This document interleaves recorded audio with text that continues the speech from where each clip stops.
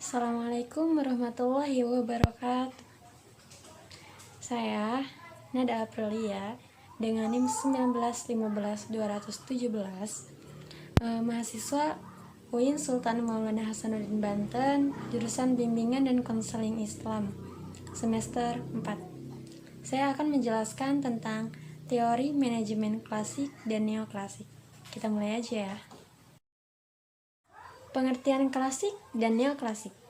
Klasik secara umum merupakan teori manajemen yang berusaha meningkatkan produktivitas tenaga kerja melalui peningkatan efisien.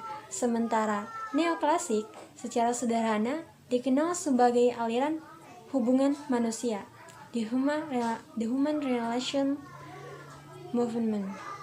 Teori neoklasik ini dikembangkan atas dasar dari teori klasik.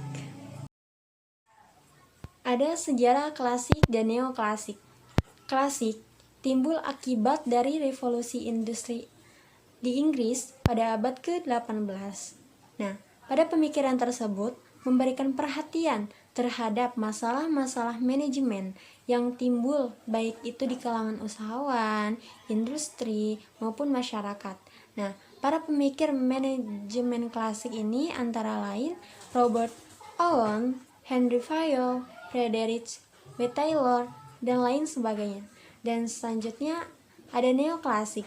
Neoklasik ini muncul akibat dari ada banyaknya kelemahan serta kekurangan dari teori klasik. Nah, teori neoklasik ini menanamkan bahwa manusia adalah makhluk sosial yang sangat perlu menyatakan ambisi dari yang menjadi tujuan hidupnya. Nah, tokoh-tokoh pemikiran neoklasik ini antara lain William Wordsworth pada tahun 1993, Thomas G. Christensen 1996, Alasdair J.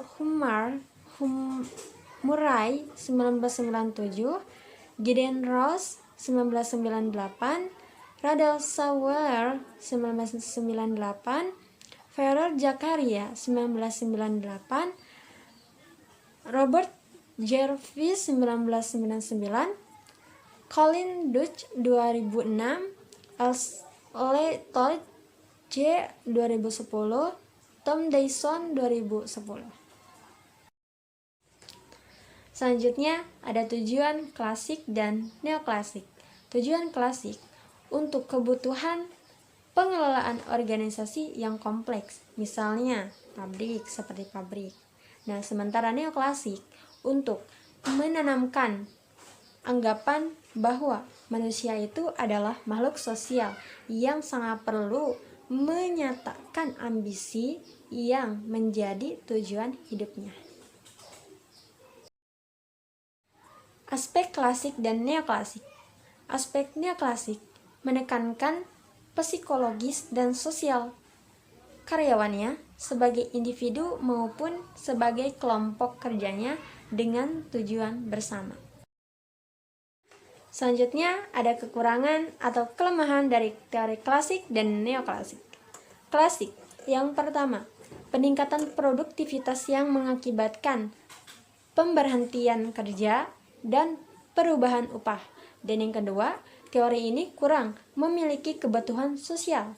Dan yang ketiga, manajemen selalu beranggapan remeh terhadap individu yang berada di bawahnya. Nah, selanjutnya ada neoklasik. Yang pertama, jika pasar neoklasik ini terlalu kaku, maka akan terdapat campur tangan dari pemerintah. Dan yang kedua, masih dalam lingkup monopoli. Dan yang ketiga, campur tangan ini jika dalam kinerja pasar tidak bisa mengendalikan dengan baik. Selanjutnya, ada kelebihan klasik dan neoklasik. Klasik, yang pertama, keefisienan produktivitas yang tercipta dari tenaga kerja. Dan yang kedua, metode tersebut lebih mengarah pada pengembangan potensi tenaga kerja. Dan yang ketiga, metode tersebut mampu memberikan rancangan kerja. Dan selanjutnya ada neoklasik. Yang pertama, mementingkan adanya kebutuhan sosial. Dan yang kedua, menekankan kehidupan yang lebih ekonomis dan rasional manusia. Dan yang ketiga, perhatian terhadap keterampilan sebuah manajemen semakin ditingkatkan. Di sampingnya, keterampilan manusia karena hubungan sosial.